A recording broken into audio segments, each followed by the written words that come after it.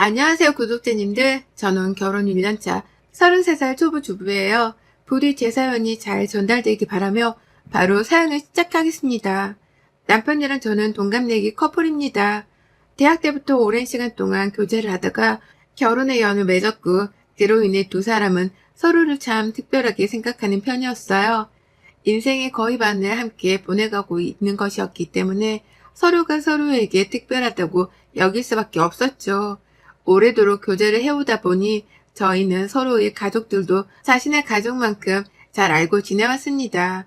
제가 저희 집에서 외동딸이었는데요. 남편은 저희 부모님께 친아들만큼 생각해 잘해줬고 예쁨 받겠다고 일부러 나서서 안부 연락도 하는 등 참 다정하게 굴어줬습니다. 안부 연락도 하는 등 참 다정하게 굴어줬어요.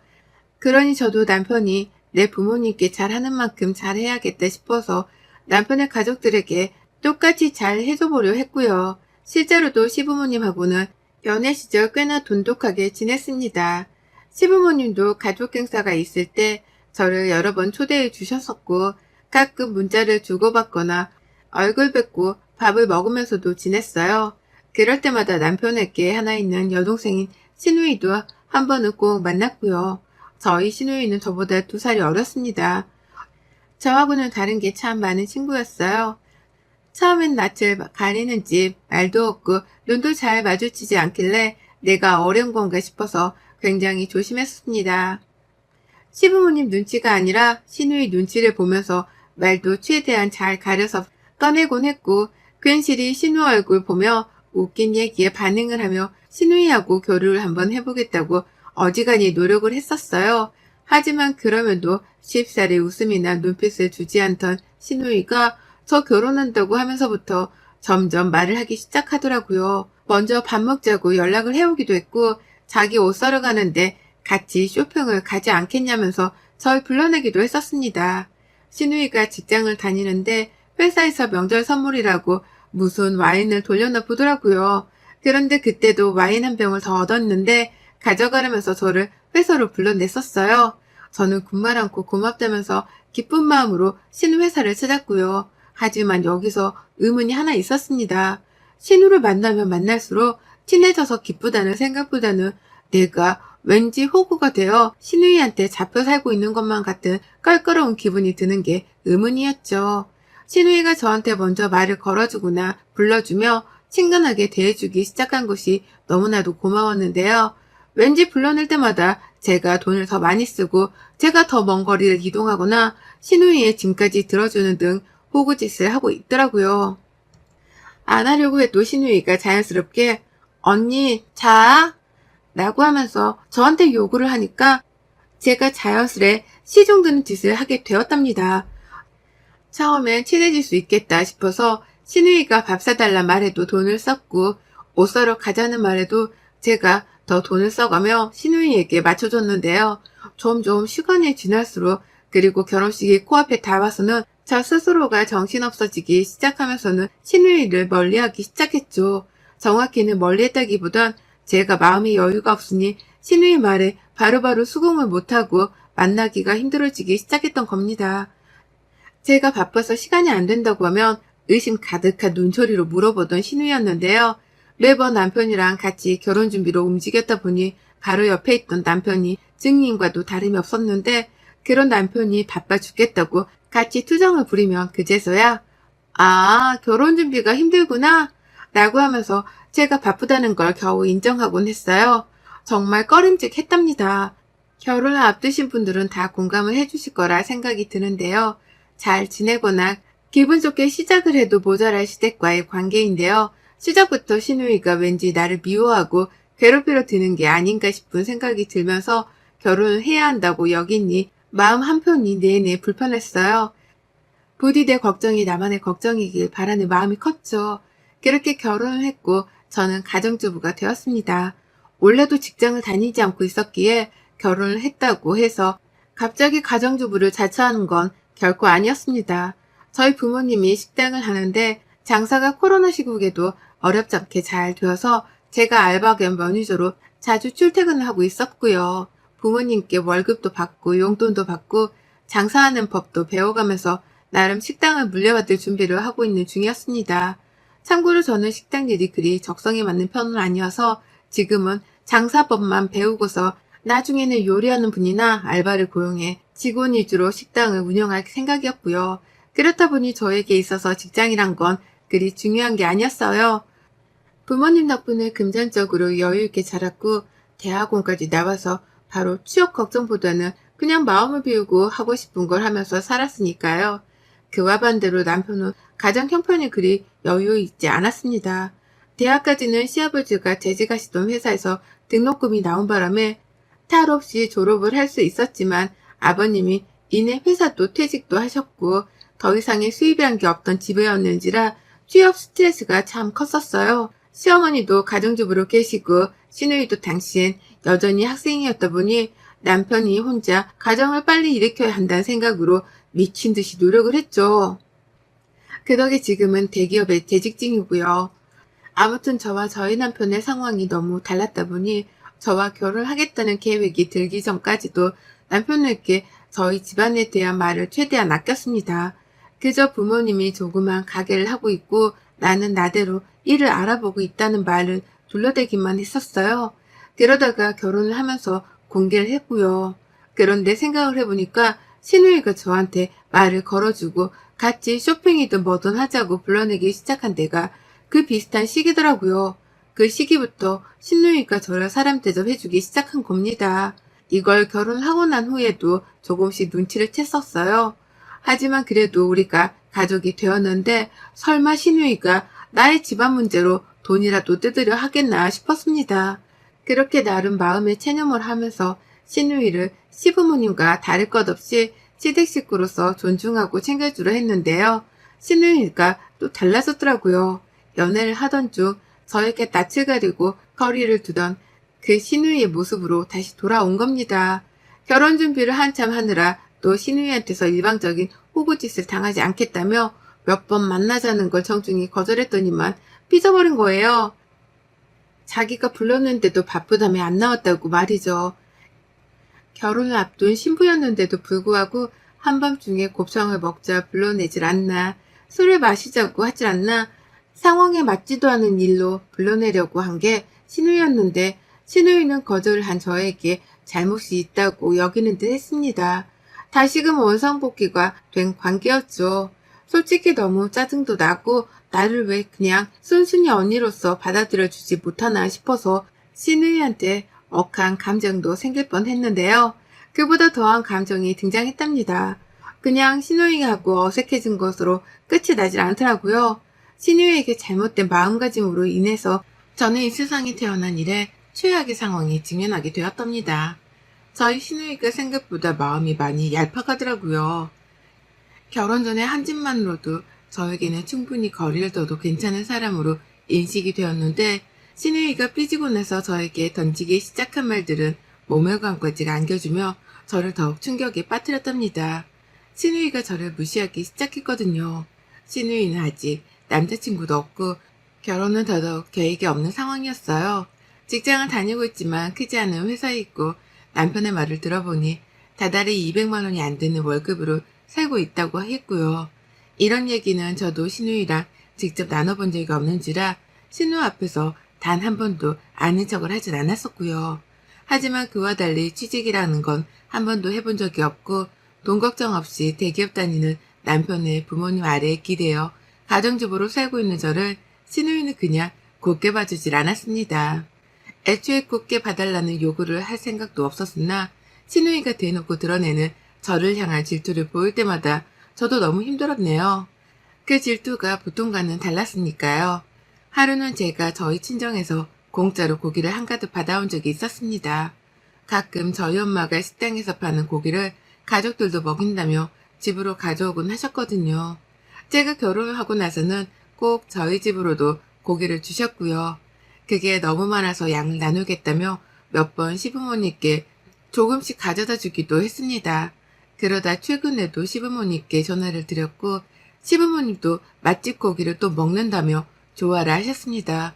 그래서 저는 이왕 이렇게 된 거 다 같이 모여서 지글지글 구워나 먹자며 시부모님을 저희 집으로 불렀어요. 당연히 시누이도 주말이고 하니 시부모님이랑 같이 저희 집으로 왔고요. 그런데 신우이가 저희 집을 한번 들어와 보더니 입으로 돈이 남아 도네 라고 말을 한 거예요. 저랑 남편은 분명 그걸 들었습니다.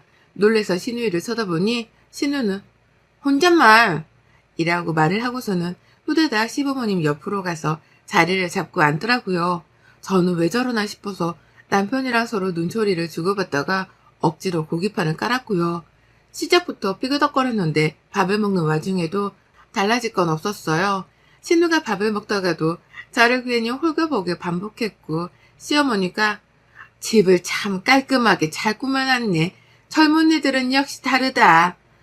라고 하면서 집을 잘 가꿔놨다고 칭찬이라도 해주시면 돈 있으면 뭔들 못해. 라고 하면서 비아냥대는 말로 말을 툭툭 뱉었어요. 분명 비아냥거리는 말이었는데 표정으로는 한껏 웃고 있었던 바람에 어느 누구도 신우한테 그만하라고 혼도 내지 못하는 억울한 상황이었고요. 그러다 신우가 갈등의 절정을 찍는 말을 내뱉었습니다. 저를 어떻게든 무시하고 깔보고 싶은데 깔 게 아무것도 없으니 이젠 하다하다 제 외모를 까더라고요. 제가 오랑우탄을 닮은 것 같다고 말이죠. 고기에 쌈을 싸먹는데 이게 무슨 오랑우탄이 과일에 달린 나뭇가지를 따고 있는 모습 같다면서 갑자기 저를 보고 실소를 하는데 가족들도 제가 민망스러울까 싶었는지 막 웃었고요. 그 바람에 저도 그냥 웃었어요. 나한테 오랑우탄 같다고 하는 여자애를 앞에 두고서 아무 말도 못하고 그냥 웃어버린 겁니다. 정말 대환장 파티와도 다름이 없었네요. 신우는 제가 따라 웃으니 좋다고 또 웃네. 아유 언니 농담인 거 알죠? 라고 하며 기고만장의 끝판왕을 보였어요. 당장이라도 굽고 있는 고기판을 엎어버리고 싶은 마음이 굴뚝 같았는데요. 꾸역꾸역 화를 눌러 참았습니다. 불쌍한 여자애가 뭐든 잘나 보이고 속편해 보이는 사람 앞에서 질투를 하는 바람에 어줍지 않은 말들로 시비를 거는 걸 그냥 봐주고자 했네요. 그렇지 않고서는 저도 똑같은 사람이 되는 꼴일 뿐이었으니까요. 여유 있는 내가 한번 봐주자는 마음으로 신우이가 뭘 하든 내버려 두려 했습니다. 하지만 그날 요로 신우이는 제대로 맛이 들려버리고 말았어요. 저를 놀려먹는 재미에 맛이 들린 겁니다. 삐진 줄 알았더니 연락도 잘해오길래 웬일인가 싶었더니만 자기가 성형수술을 하고 싶은데 같이 병원에 가서 상담을 받아달라 조르더라고요.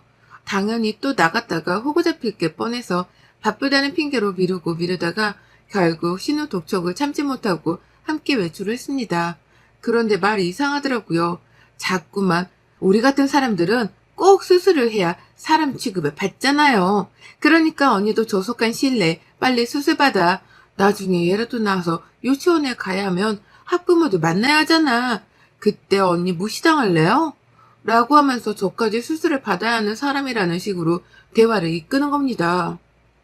나는 내 외모에 진지하게 만족을 하는 중이고 수술 따위는 필요도 없어서 안 받고 있는 자존감 높은 사람인데 신우이가 저까지 끄집어 잡아서는 우리 같은 사람들이라고 표현을 한 것이 너무 기분이 나빴어요. 이건 돌을 다 닦으신 스님이 들어도 기분이 나쁠 만한 말이었습니다. 나는 수술이 필요 없다고 대답을 해도 언니 해야지. 내가 저번에 말했잖아요. 언니 오랑우탄 닮았다고. 내 말을 진심으로 안 들었구나? 하긴 언니한테 그런 말을 누가 해줬겠어요. 직장도 안 다니고 집에만 있는 사람인데 라고 말을 하면서 기분이 확 상할 만한 말을 내뱉었어요. 제 표정이 순간 굳어지면 아유 농담 하기 싫음 하지 마요. 대신 나 하는 거 잘 봐야 해요. 라고 하면서 싸울 수 있을 만한 상황을 참 요리조리도 잘 빠져나갔고요. 얄미워 죽겠는 신우였고 맘 같아서는 수술대 위까지 쫓아가선 응징을 해주고 싶었습니다. 그 정도로 말 한마디를 참 빈정상하게 잘도 뱉어내는 신우이였어요. 다른 것도 아니고 사람한테 오랑우탄이라니. 그걸 듣고도 기분이 좋을 만한 여자들이 이 세상에 얼마나 있을까 싶더라고요. 그러니 저로서는 신우의 말이 절 엿먹이겠다고 일부러 꺼내는 말이라는 것을 분명히 잘 알았죠. 하지만 이내 신우이는 병원 안에서도 또다시 절 엿먹였습니다. 상담을 받으러 갔더니만 상담 직원 앞에서 제 견적을 물어보는 거예요. 입이 튀어나온 것도 보기 싫고 차라리 턱이라도 깎았으면 하는데 이 언니 견적은 어때요? 턱은 비슷한가?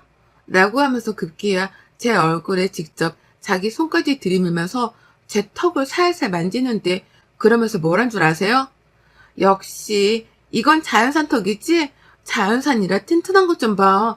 내가 아까 오랑우탄이라고 한 말 취소. 언니는 오늘부터 개그맨 그 누구냐? 걔 있잖아. 턱 큰 사람. 이라고 했습니다.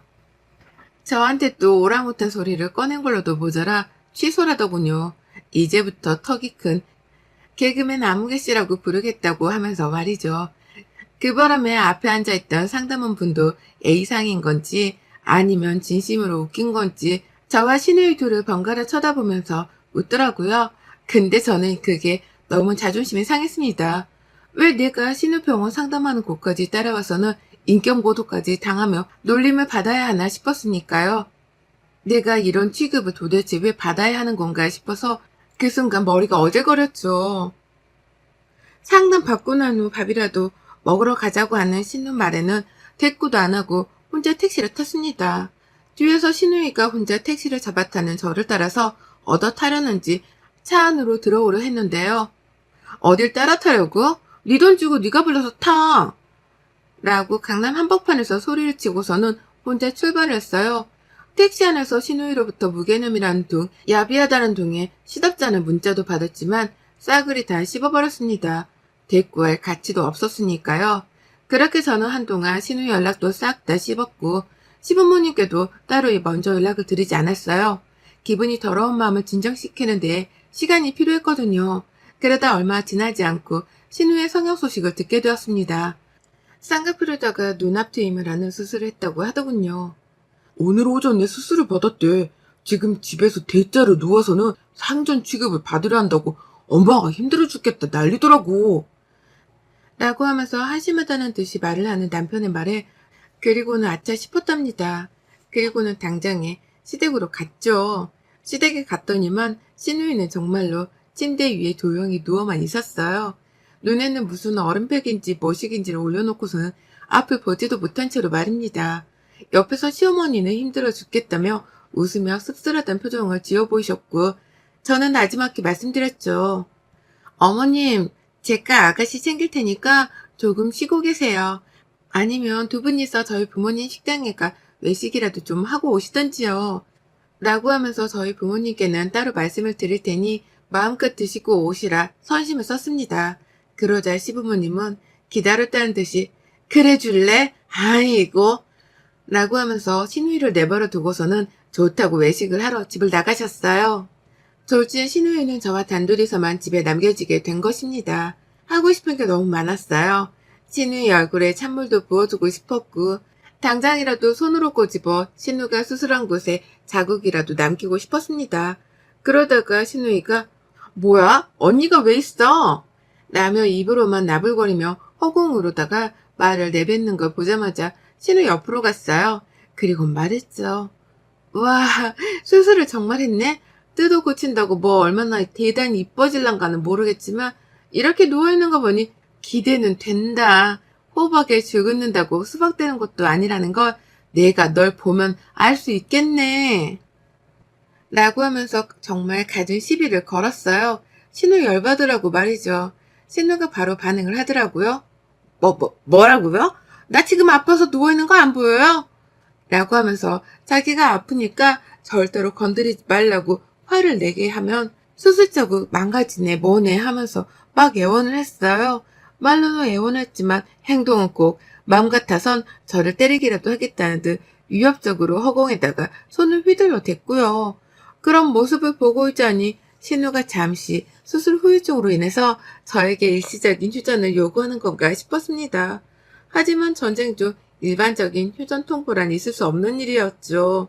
저는 신우 뜻대로 해준 마음이 없었답니다. 그래서 전 신우이의 옆에 들러붙어 계속해서 시비를 걸었어요.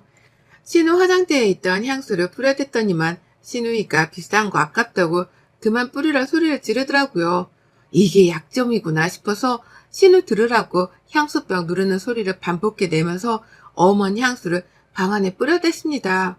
아가씨는 꼭 이러더라. 밖에서 나 불러서 내 돈 쓰는 건 안 아까워했으면서 내가 아가씨 물건 좀 만지는 건 아까워요? 이상한 논리네?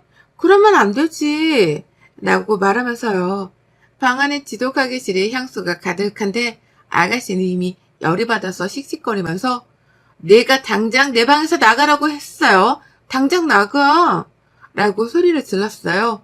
목이 터져라 소리를 질러대는 바람에 하마터면 죽어있는 사람이 일어난 줄 알고서 기겁을 할 뻔했을 정도였습니다. 하지만 전 그 자리에서 아가씨 책상서랍 여는 소리, 적은 월급으로 탈탈 털어서 샀을 값비싼 화장품들을 열어대는 소리, 아가씨의 옷걸이를 뒤지고 옷을 만지는 소리 등 아가씨 물건이란 물건에 손을 대는 소리를 자유자재로 냈어요. 여기저기 소리를 내면서 아가씨 심기를 건드리던 중 급기야 아가씨가 힘이 빠진 건지 애원하며 또 매달리더라고요. 나 진짜 이러다 눈에서 실밥 터져 언니. 제발 그만해요. 라고 말이죠. 하지만 전 이번에도 그런 마음이 없었답니다. 그간의 날 호구로 잡다 못해 오랑우탄이라는 막말을 해대며 무시했던 신우이를 봐주마음이 1도 없었네요. 그래서 결국 아가씨의 눈에서 피눈물이 나오게 할 결정적 한 방을 터뜨렸습니다. 아가씨 귀에다가 딱 한마디를 했죠. 아휴, 향수를 다 뿌렸네. 이거 가격 꽤나 나오는 걸 텐데. 라고 말이죠. 그랬더니만 아가씨가 숨도 안 쉬고 벌떡 일어섰어요. 눈에 있던 얼음팩을 빼내고서는 눈을 희멀건하게 뜨는데 와, 수술을 막 하고 나온 사람이라 그런지 퉁퉁 부어서는 정말 저도 못 알아볼 정도더라고요. 그런 아가씨 앞에서 저는 정말로 제가 다 뿌려버리고만 향수 곤병을 보여줬습니다. 그러니 아가씨는 제 손에 들린 향수병을 받다가 그 뒤에 뚜껑이 죄에다 열려있는 화장품 통들까지 보고야 말았죠. 제가 이것저것 아가씨 물건에 손을 댄 흔적들을 한번 쓱 보던 아가씨는 결국 울음을 터뜨렸습니다. 제가 그랬거든요. 뭐 저는 쳐다도 안 보는 저렴한 것들이 많네요. 이걸 쳐바른다고 얼굴이 송혜교 피부가 되는 것도 아닐 텐데 눈 찢고 찝고 아유 용 쓴다 용 써. 부디 꼴보기 좋아야 할 텐데 아까도 말했다시피 호흡하기 줄 긋는다고 수박이 되냐고요. 라고 말이죠. 그 말을 하면서 한심하다는 듯이 아가씨를 쳐다봤더니 아가씨는 속에서 화가 터진 건지 누운 채로 너 가만 안 둬 진짜? 라고 소리를 지르다가 수술한 눈이 따가웠는지 어쩔 줄을 몰라하며 감싸다 결국 제 화를 못 이겨 울음을 터뜨리고야 말았어요. 아우 아파. 아 진짜 눈 찢어지겠네. 왜 하필 오늘 찾아와서 날 이렇게 빡치게 해? 야, 너 내가 회복만 하면 가만 안 둘 거야? 너 내가 꼭? 라고 말을 하면서 점점 울음소리가 커지더니만 결국 화가 나 미치겠다며 너 죽여버릴 거야? 나는 고성과 함께 눈물을 왈칵 쏟아내 버렸답니다. 엉엉 울어대는 아가씨는 울면서도 아, 나 이거 수술 자국 어떡해. 자국 남으면 어떡해. 라면서 미쳐버리려 했어요. 울다 목구멍이 타들어가는지 나 물 좀! 라고 하면서 살려달라는 식으로 또 애원을 하대요. 하지만 그런 아가씨를 보며 저는 한결같은 표정을 지었답니다. 속이 터져 죽을 맛이겠지? 라는 약 올리는 마음가짐으로 가소롭다는 듯이 쳐다만 봤고요. 저한테 물을 달라고 하는 아가씨한테 어처구니 없단 헛웃음을 지어 보이다가 수술 자국이 이미 망가진 것 같은데 물이 넘어가겠어? 라고 말을 했네요. 아가씨는 동시다발적으로 벌써 망가졌다고? 라면서 다시 울부짖었고 저는 아가씨 울부짖는 처량한 목소리를 들으면서 방문을 닫아버렸습니다. 혼자 시댁에서 물을 벌컥벌컥 마시고 나왔는데 아유 벌써부터 아가씨 쌍꺼풀 수술 자국에 부작용이 생길까 싶어 통쾌하더라고요. 그 생각만 하니 아가씨가 다시 나한테 오랑우탄이라는 말을 꺼내지 못하겠다 싶어 안심이 되기도 했죠. 먼저 외모로 시비를 건 건 아가씨니 저는 제 할 만큼의 응징을 잘해줬다 싶었습니다. 어디 한번 똑같이 외모 지적을 당해본 기분이 어떠냐고 비아냥거리며 물어보고도 싶었는데요. 하도 서럽게 울면서 육성으로 수술 걱정을 내뱉길래 혼자서 뼈저리 있게 반성을 해보라는 생각으로 그냥 내버려두고 나왔어요. 그리고 그날 저는 시부모님께 너무하지 않냐는 원망과 함께 연락을 받았지만 저도 제 부모님 귀한 자식인데 밖에서 오랑우탄 소리나 듣고 있으면 기분 좋으시겠냐고 따져 물으니 아무 말도 못하시더라고요. 앞으로 신우 얘기는 듣고 싶지 않으니 며느리를 보고 싶거나 시부모님 대접받고 싶으시다면 신우 얘기는 절대적으로 삼가하시라고까지 말씀을 드렸습니다. 그리고 세상 쿨한 며느리 마냥 전화를 끊었는데 시부모님이 신우이한테 사과를 꼭 시키겠다고 문자를 보내주셨어요. 그걸 보면서 저도 참 만감이 교차했고요. 생애 최악의 악담을 듣고서 생애 최고로 통쾌한 한 방을 똑같이 날려준 날이어서 그런지 통쾌 상쾌한 건 당연했고 아주 신이 났네요. 신우이가 언제쯤 회복을 하는지는 모르겠지만 와서 시비를 또 걸면 그때는 수술한 눈덩이에 자국만 남기는 게 아니라 육탄전을 펼쳐서라도 혼을 내줄 거예요. 딱 기다리고서는 신우 왕쾌를 지켜볼랍니다. 부디 수술한 눈에 저와 싸우고 나서 운 선명한 자국이 남았길요. 여러분의 생각은 댓글로 남겨주세요. 오늘도 시청해 주셔서 정말 감사합니다.